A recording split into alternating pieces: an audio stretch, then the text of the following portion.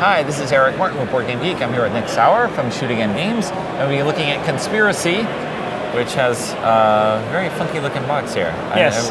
The style is instantly recognizable Yes, for thank what you. we're trying to do here. Yeah, you can thank our graphic designer for that. What are we trying to do in the game, though? In the game, we're all conspiracy theorists trying to prove to the world that these horrible things are happening, like that the Mayan apocalypse really happened in 2012. The reptilian overlords are trying to take control of the world, but mysteriously, no one's actually believing us. So you're what trying a surprise! Yes, exactly. So it's a set collecting type game. You have a deck of cards. You deal out 10 cards to each player, and on your turn, you always have to draw a card and discard, but in between you're basically revealing conspiracies, which is a set of 3 of these cards here. The conspiracies, there's a number of different types, like the reptilian overlords, the Philadelphia experiment, and the aforementioned Mayan apocalypse that actually happened in 2012.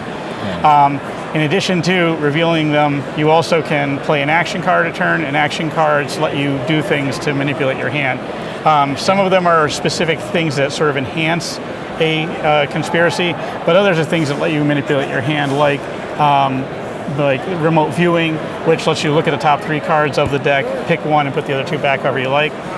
Men in Black, which lets you discard cards and then draw, and the Secret Informant, which lets you draw 2 cards or dig cards out of the discard pile, which is called the tabloids. Okay. The reason the discard pile is called the tabloids is at the end of the game, unlike other card games where the discard pile has no impact, in this game, the main feature is that when you, at the end of the round, you go through the tabloids, and anything that has been revealed by another player that's in the tabloids loses a card from the set. Because people are not believing it. Because, it's the tabloids. Who believes the secret world news? I mean, no one would believe that stuff. That's right. So that's really significant because at the end of the round, after you go through all that, any conspiracy that has 10 or more points in front of amongst all the players actually doubles in value. You've proven it to the point that people are willing to say, hey, there might be something here. So, if you have 10 points in front of you and you lose a card because of something that was published in the tabloids, you've now dropped from a potential 20 points to 80 points. That's 8 points. That's a 12-point drop. That's an ugly hit.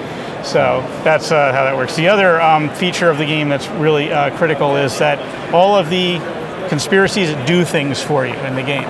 Okay. Some of them are one-shot effects, like the Philadelphia experiment, when you either reveal it or strengthen it, which is adding to another already revealed conspiracy, lets you dig a card out of the tabloids.